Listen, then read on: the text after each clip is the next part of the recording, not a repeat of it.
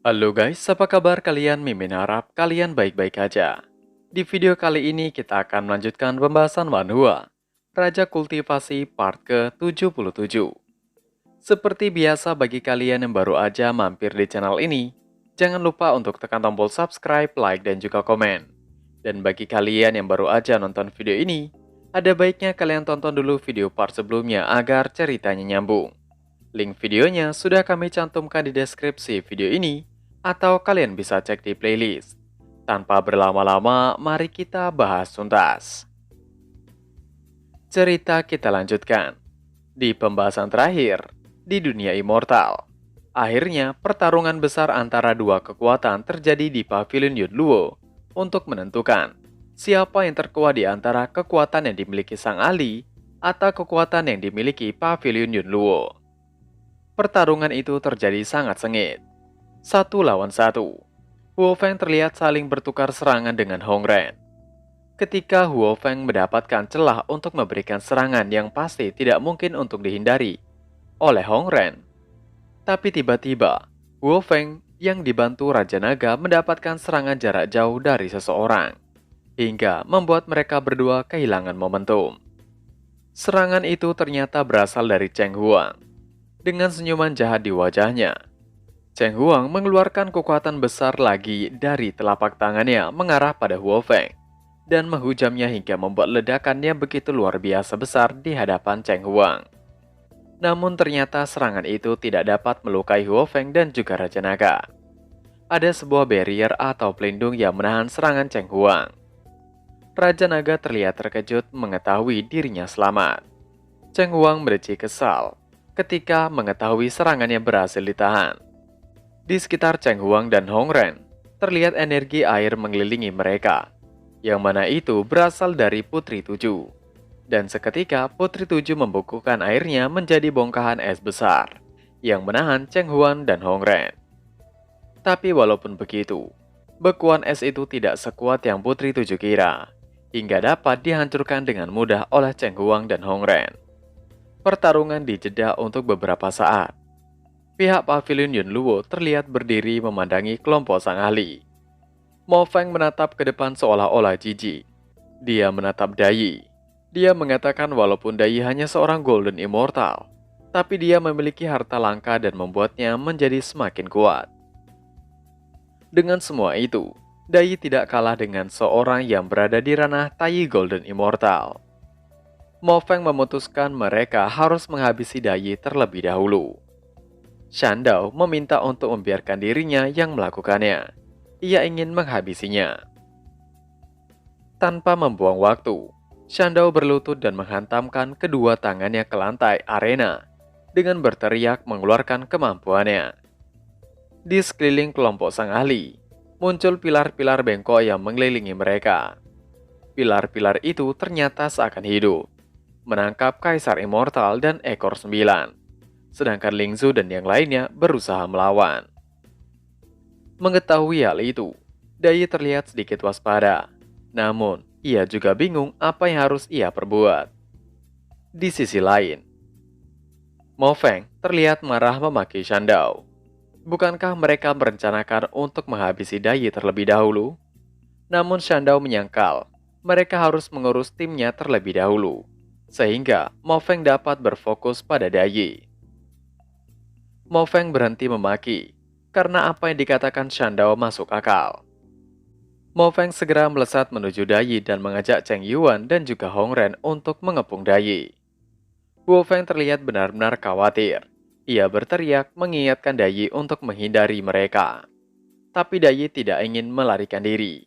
Ia bersiap dan memberikan serangan jarak jauh.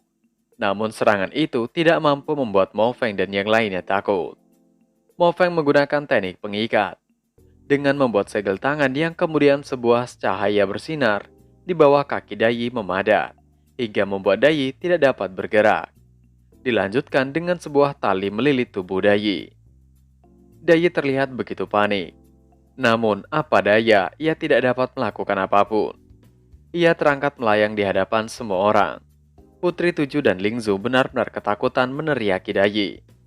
Ling Zhu membayangkan Ivan, karena jika sesuatu terjadi pada Dai, Ia lebih baik syahid di pertempuran kali ini dan tidak ingin melihat sang ahli marah.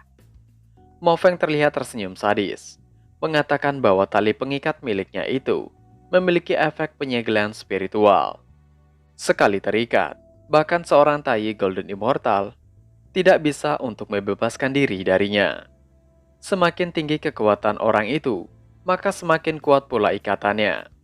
Mo Feng mencibir bahwa sepertinya sang ahli di belakang Dai tidak bisa membantu Dai dalam hal apapun lagi.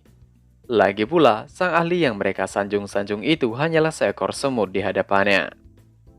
Dai terlihat begitu menderita karena ikatan di tubuhnya yang terlihat semakin kencang dan kuat. Mo Feng mengeluarkan pedang di tangan kanannya mendekati Dai. Ia mengatakan akan memastikan menghabisi Dai dalam sekali serang. Dai semakin panik dan berteriak. Begitu juga dengan rekan-rekannya menjadi semakin dramatis, berteriak histeris. Huo Feng juga menjadi marah. Puncak kemarahannya telah berada di ubun-ubun hingga ia berteriak sekeras-kerasnya, dan kekuatan meluap dari tubuhnya. Huo Feng berubah menjadi burung Phoenix berusaha untuk menghentikan Mo Feng dan mendekatinya. Tapi sayang, terlihat siluet Dai telah terhunus oleh pedang Mo Feng. Siluet itu benar-benar tepat di hadapan Huo Feng. Namun anehnya, Dai terlihat tidak merasakan sakit atau apapun, dan Mo Feng memasang ekspresi terkejut di wajahnya. Ternyata, serangan Mo Feng meleset dan hanya berada di samping Dai. Mo Feng sendiri kemudian terdiam seolah tertegun. Di saat berikutnya, Mo Feng terjatuh tidak sadarkan diri. Itu membuat semua orang dari Pavilion Yunluo terkejut bingung. Apa yang sebenarnya terjadi? Tiba-tiba dari balik baju Dai, muncul Nivan Mini. Ia berusaha keluar dari jepitan gunung Dai dengan sedikit kesulitan. Tentu saja Dai terkejut. Nivan yang terlihat begitu kecil keluar dari celahnya.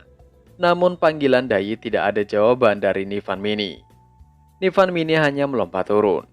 Ia mengangkat tangannya dan menebas dengan tangan kosong. Ikatan yang mengekang Dai.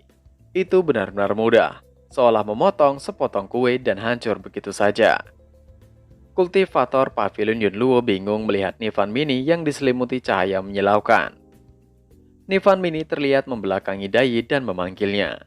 Sekarang biarkan ia melindungi Dai dengan sekuat tenaga. Cheng Huang semakin panik, karena tali pengikat yang digunakan Mo Feng adalah harta spiritual kelas atas dan sangat kuat. Tapi bagaimana itu dihancurkan dengan begitu mudah? Melihat Nivan yang mini, mereka bingung mendeskripsikannya. Apakah itu adalah orang atau hanya fragmen hukum? Huo Feng yang begitu khawatir segera menuju ke tempat Dai dan menanyakan keadaannya. Dai mengatakan dirinya tidak terluka atau apapun. Tiba-tiba dari balik baju Huo Feng, muncul anakan Phoenix dan memanggil Nivan Mini. Nivan Mini menggunakan anak Phoenix itu menjadi tunggangannya. Ia memerintahkannya untuk membawa kepada 4 orang jahat yang ada di hadapannya. Dengan semangat, Nivan juga mengajak Huo Feng juga Dai untuk menghabisi orang-orang jahat itu bersamanya. Dai dan Huo Feng masih terkejut. Mereka menatap ke arah depan tepat di mana Nivan Mini menunggangi anakan Phoenix mendekati keempat orang Pavilion Yunluo. Mereka berdua hanya bengong tidak mengatakan apapun. Tapi pada akhirnya, mereka tersadar dan berubah dalam mode tempur. Tatapan mereka mengerikan dan bersiap menyerang dengan dipimpin oleh Nivan Mini. Keempat orang dari Pavilion Yunluo benar-benar ketakutan, mencoba untuk melarikan diri dengan segenap kemampuan mereka. Huo Feng merupakan ras Phoenix. Ia memiliki kemampuan bertipe api. Ia segera menggunakan apinya untuk membuat penghalang mengitari keempat orang Pavilion Yunluo agar tidak melarikan diri. Sedangkan Dai adalah seekor rubah langit yang memiliki kekuatan bertipe es. Ia membuat es di sepanjang rute menuju keempat orang itu, dan Nivan menggunakannya sebagai jalan. Ia dengan menunggangi anakan Phoenix bergegas untuk menyerang. Keempat orang itu benar-benar telah kehilangan kepercayaan diri mereka. Mereka kena mental seolah-olah nyawa mereka keluar dari dalam tubuh mereka. Mereka benar-benar tidak dapat melarikan diri lagi. Tidak ada rute pelarian sama sekali. Hongren yang masih memiliki semangat mengatakan, Sepertinya mereka hanya bisa melawan bahkan jika mereka harus dihabisi. Nivan terlihat melompat dari ujung rute yang dibuat Dayi. Ia terbang tepat di hadapan Hongren dan memberikannya bogeman dengan tangannya yang kecil, tepat di hidung Hongren. Untuk sesaat tidak ada yang terjadi. Keheningan menyelimuti mereka. Semuanya menunggu untuk apa yang akan terjadi selanjutnya. Namun pada akhirnya, tidak terjadi hal apapun. Itu membuat mereka berempat tertawa terbahak-bahak. Hongren yang menerima pukulan di hidungnya dengan tangan mungil Nivan mengatakan bahwa serangan itu bahkan sangat lemah dari serangan jarinya. Tapi di detik berikutnya, ledakan yang begitu luar biasa membumbung di udara, menghancurkan semua yang ada di sana. Pavilion Yunluo benar-benar porak-poranda, hanya tersisa reruntuhan. Huo Feng dan Dayi bergumam bahwa semuanya telah berakhir. Huo Feng memaklumi karena itu adalah nasib yang akan diterima jika memusuhi Master Nivan. Nivan Mini segera kembali pada Dayi melompat memberikan pelukan. Ia menanyakan keadaan Dayi, apakah Dayi baik-baik saja.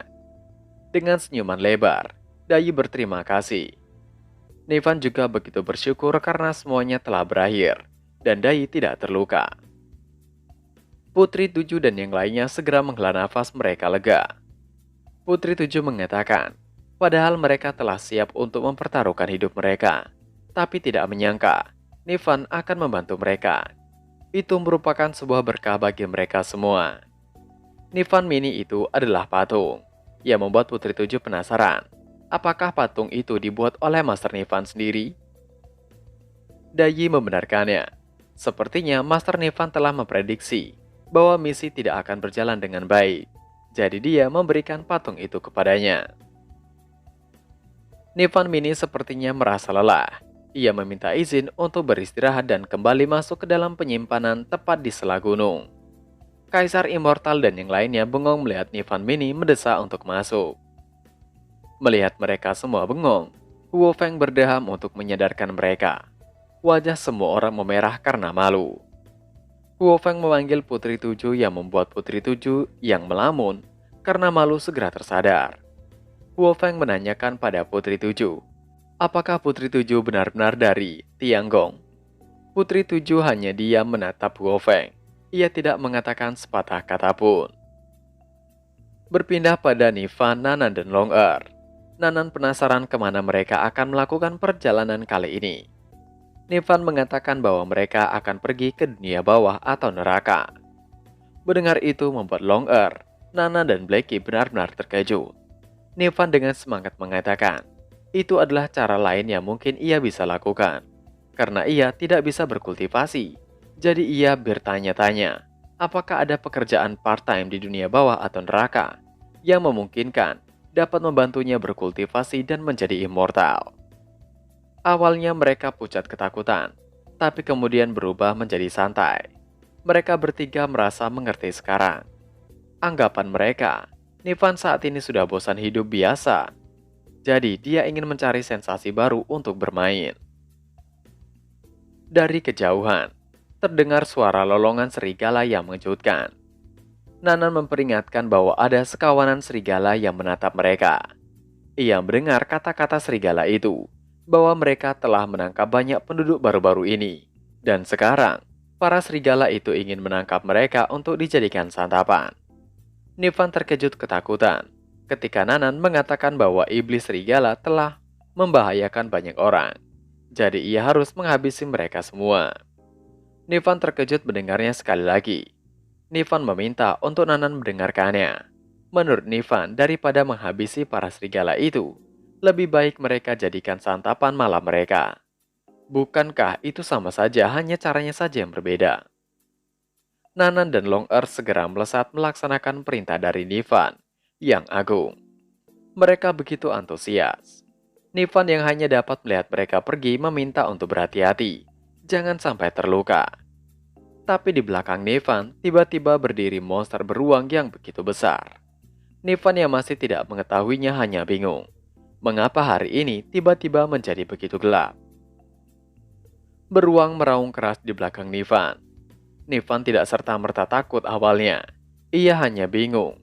dan menoleh untuk memeriksa bersamaan dengan Blackie.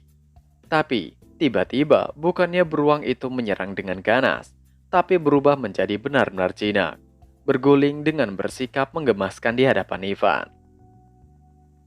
Tidak lama Nanan dan Long-Er datang membawa seekor serigala di tangannya.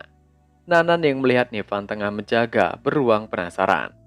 Hewan apakah itu? Nivan sedikit terkejut mengetahui Nanan telah kembali. Nivan mengatakan bahwa itu adalah beruang, dan sepertinya beruang itu ingin menjadi tunggangan mereka untuk pergi menuju dunia bawah. Nivan tersenyum lebar, namun beruang itu tersenyum pahit. Nanan dan Long-Er bersemangat mengetahuinya, namun di mata beruang, Nivan dan yang lainnya begitu mengerikan. Ia bergumam dalam hati. Ia awalnya mengira bahwa mereka hanyalah manusia lemah, tapi ternyata manusia-manusia itu lebih kuat dari dirinya. Alasan ia mengatakan itu adalah karena merasakan kekuatan Nivan yang tidak terukur. Dan Nanan juga menangkap menghabisi Raja Serigala berusia 2000 tahun. Lebih mengejutkannya lagi adalah manusia itu menjadikan serigala itu sebagai santapan malam. Beruang itu benar-benar ketakutan hingga menggigil. Apalagi di hadapannya saat ini ada Blackie yang mengerikan. Beruang itu masih memikirkan bahwa ia beruntung tidak bertindak gegabah. Jika tidak, ia pasti akan menjadi santapan selanjutnya. Tidak berselang lama, akhirnya makanan telah siap. Masing-masing mendapatkan satu potong dan masih ada yang dalam proses pembakaran. Nanan memulai pembicaraan yang mengatakan bahwa tidak jauh dari tempat mereka ada sebuah desa yang berhantu, dan menyarankan mungkin Nivan dapat menangkap hantu itu dan membawanya ke dunia bawah. Nivan langsung terkejut mendengarnya. Long-Er juga menambahkan bahwa di desa itu bernama Qingyu. Banyak orang telah dihabisi dan kalah perang, bahkan seluruh kota telah hilang, dan para kultivator tidak berani memprovokasi hantu di sana. Long-Er bersemangat karena akan ada banyak hantu di sana juga. Jadi ia bisa menggila. Berbeda dengan Ivan yang tersenyum kecut karena ketakutan. Namun Ivan menyetujuinya dengan terpaksa. Dalam hatinya bergumam, di sana pasti akan sangat menakutkan. Namun Ivan berpikir lagi, dengan cara menangkap hantu, ia dapat bertemu dengan penjaga dunia bawah. Dan dengan bertemu mereka, ia dapat bertanya cara berkultivasi menjadi abadi. Nivan mulai meyakinkan dirinya. Demi dapat berkultivasi, ia akan melakukannya walaupun itu menakutkan. Ia melakukan itu agar dapat bersama Dayi selamanya. Nivan tersadar dari lamunannya menanyakan bagaimana mereka mengetahui informasi itu. Nanan menimpali bahwa ia mendapatkan informasi itu dari Raja Serigala. Nivan langsung bengong mendengar Raja Serigala dan memandangi daging yang ada di tangannya. Berpindah di sebuah desa yang begitu sunyi mencekam. Tidak ada penghuni atau bahkan tanda-tanda kehidupan, karena semuanya telah tertidur. Ada beberapa perapian di depan rumah. Tiba-tiba seseorang berteriak ketakutan karena ada beruang. Beruang besar di belakangnya terlihat menakutkan dan seakan menerkam. Orang itu yang telah terlihat ketakutan menjadi semakin takut ketika tangan besar beruang itu akan menangkapnya. Tapi ternyata beruang tidak menyerang melainkan mengangkat orang itu. Itu adalah beruang yang Nivan tunggangi. Ia meminta untuk orang itu tidak takut, karena beruang itu tidak akan menyakiti siapapun. Mendengar pernyataan Nivan membuat semua penduduk keluar dari dalam kediaman mereka dan penasaran. Apakah binatang buas seperti itu memang tidak menyakiti orang? Nivan tidak langsung menjawab. Ia turun dari punggung beruang itu dengan epi ke tanah. Nivan mulai menjelaskan pada para penduduk bahwa ia dan adik-adiknya sedang lewat dan ingin bermalam di desa itu. Ia meminta izin, bisakah ia menginap di desa mereka? Salah satu penduduk desa memanggil kepala desa mereka untuk membuat keputusan. Kepala desa yang baru saja sampai itu terlihat menakutkan. Matanya seolah hitam. Kepala desa mengatakan bahwa Nivan dan adik-adiknya dapat menjinakkan beruang. Mungkinkah mereka adalah kultivator? Nivan membenarkannya dan menanyakan lagi, apakah mereka dapat menginap di desa itu? Kepala desa akhirnya mengizinkannya, karena Nivan dan yang lainnya adalah kultivator. Tapi ekspresi wajah semua penduduk seakan mencurigakan. salah satu penduduk menawarkan rumahnya untuk dijadikan tempat Nivan dan yang lainnya menginap. Saat Nivan berterima kasih dan akan pergi menuju kediaman yang akan dia gunakan untuk bermalam, para penduduk menatap Nivan dengan tatapan yang mengerikan. Dan chapter pun berakhir. Nah, itu tadi adalah pembahasan manual Raja Kultivasi part ke-77. Seperti biasa, sebelum mengakhiri video ini, Mimin ingatkan untuk kalian bahagia dan sehat selalu. Terima kasih sudah menonton video ini dan sampai jumpa lagi di video selanjutnya. Cana!